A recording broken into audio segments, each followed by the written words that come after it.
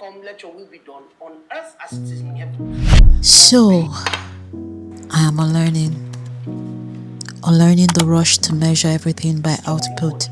I am unlearning the hunger for performance that values results more than people.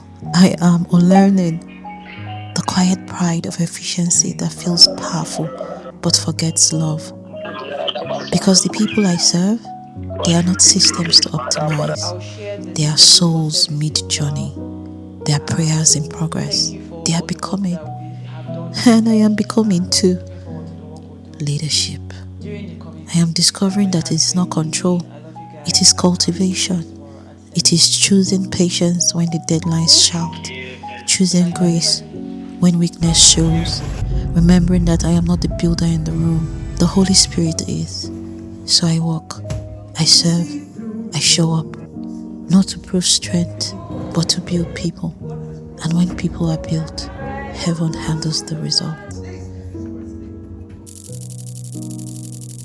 I used to think leadership meant power. I used to think leadership meant center of attention or the most qualified. Working with the Holy Spirit and working with a community of believers have made me understand that leadership is discipleship.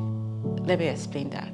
If you have been called into a place of leadership, it's you being called into another level of discipleship that involves the lives of the people who have been placed under you.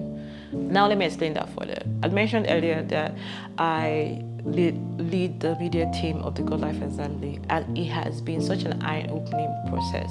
Because at first, when it was given to me, I was like the interim leader for a while. When I was privileged to handle the team, I used to get so frustrated at output performances. In my mind as leadership, I feel like if I'm leading the media team, that means everyone comes to media, our streaming services, our live services, our social media pages, our content, everything about that should be in place and everything should be going on the way it should go. It's all about excellence. Our performance should be 100, output 100, skills 100. It was always me chasing the numbers. I was so interested in building a system that you could compare to other systems and be like, oh, that's such a great system. And every time I tried to, I was so focused on structure that every time I tried to look at it, it was like structure. And most of the times I'll bring up an idea, oh, I want to bring up a rule book, I want to put rules and regulation, I want to do this. And every time I had walked to my pastor, PJ, thank you. Every time I had walked to my pastor and I tried to get him to, co-sign this idea that I have, he would just smile at me calmly and tell me, hold on, I don't think we're ready for that. Hold on. In my mind, I'm thinking, I'm the one that has the media idea. I know the algorithms. I know I hope I pronounced that right, because I have a problem with algorithm and algorithm. I don't know what I used to call it, but I try to pronounce it in a funny way. Please, if I didn't get that pronunciation, don't laugh. But I felt like I knew what media was, or I felt like I was the most qualified at the moment to be able to do that, being a content creator and all that. And he would just smile at me and and every time. So in the process of trying to be a leader and trying to get performance or output out, what I didn't realize was I was being discipled into a place for me to see people not as systems or structures, but for who they are, individually for who they are. For someone who was a chronic people pleaser, I didn't realize how much I didn't like people until I became a leader. I'm not saying I don't like you guys. I actually love every single one of you. But I didn't realize how much level of intolerance and lack of grace I had towards people until I became a leader. I didn't know that was what the Holy Spirit was trying to point in my direction. Because every time I had I don't think this person is giving me as much output as they should, and Deacon Demilade's response would always be, "Have you prayed for them?" Or pastor's response would always be, "Have you prayed for them?" And I found out that I used to think, why am I praying for them? I'm trying to grow as a Christian. I'm trying to do my own journey. I know the Holy Spirit has his work he's trying to do in me. I'm trying to grow and be that person. Shouldn't you be praying for yourself and doing that? And it's until recently I realized that if I'm seeing that flaw, or if I'm seeing that gap per se in their duties or in their behavior or in their structures or in their discipline, is because the Lord is allowing me to see that there's a burden here that I can carry to be able to care for this person past the system that they are in, but also to help them overcome that. I just never thought of it that way. So when Damien Lade had mentioned that he believes that God puts people in a place of leadership so that they could learn people management, especially when you're leading a small number of like 4, 5, 6 people, because one day you're going to get to be in a position where you have to lead a large number of people. How do you now be able to lead people who are in a system but also learn how to disciple them individually? So leadership ends up becoming discipleship, not only for yourself, but for the people that has been placed under you. So when I talk about leadership, I'm not talking about just like in church. I'm talking about if you run a business, if you have a home, all these kind of things. You have to find out that it's the learning process not only for the people that are under you, but also for yourself. So one of the things that PJ had told me that struck out to me, that had me in a contemplation this whole week.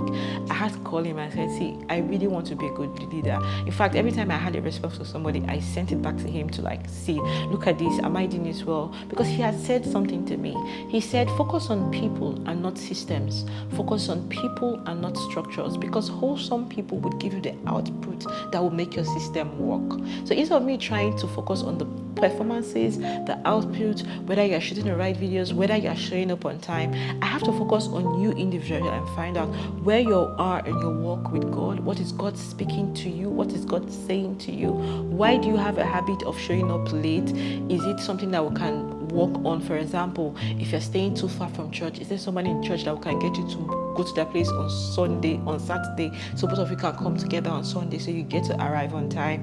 You have to start looking past the performances, or you are not doing what you're supposed to do, and start looking at these people's lives like they are human beings, seeing them for who they are, praying for them, checking up on them, talking to them.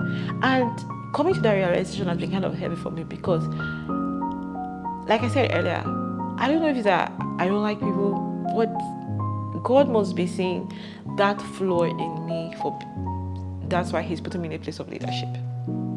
So no, I don't think I'm a leader because I'm the best social media person. I don't think I'm a leader because I understand how media works. I don't think I'm a leader because I know how to set up a camera and shoot videos. I don't think I'm a leader because of that.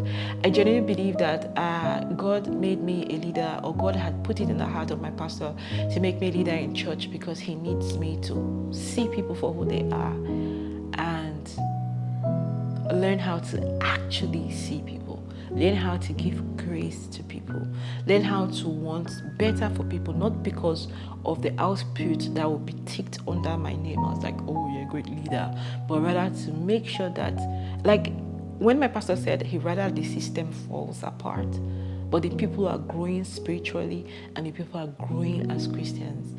And I realized my priority has to be better. So when you have people under you as a business owner, as a family person, you realize that it's not about whether people are marking you good as a good business owner or not. You have to be looking at everybody that has been sent your way as who God has sent to you. One, to be able to check. So if there's something that they're doing that's checking at your heart, so there's a part of you need to tap into, that the Lord is asking you to tap into your empathy, tap into the grace that you have received, to be able to pass that grace along to other people, but also to be able to help them to become the better version of themselves. So leadership is a calling. Leadership is an office. It's something that you step into knowing fully well that there are people's lives in your hand that needs to leave that environment better than they came in, because they have met you. But also in the process of you leading them, you have to have grown into a better version of yourself, because you have to tap into a different part of yourself that you did not know was available to be able to grow the people that are under you. So this week, I'm learning leadership. Jesus makes a great leader because he came on earth. He lived a life. Like my pastor will say, Jesus Christ is not exceptional, he's exemplary. When he says not exceptional, it's because there's nothing that Jesus Christ did on earth that he's not telling us that we as his children can do. So he just came on earth to lay an example of the kind of life that we should live. That's what makes Jesus the perfect leader. So if you want to be a leader, you have to be like Jesus Christ. The book of Matthew speaks about leadership.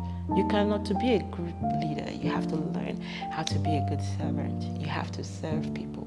So I'm bringing you to understand that being the leader of the media team means I'm serving the members of the media team. That means anytime they need me, I have to be there. Whenever I'm praying for myself, I have to pray for them. I have to make sure that we are all growing to become better Christians. And that is what leadership means. So I'm choosing love over efficiency.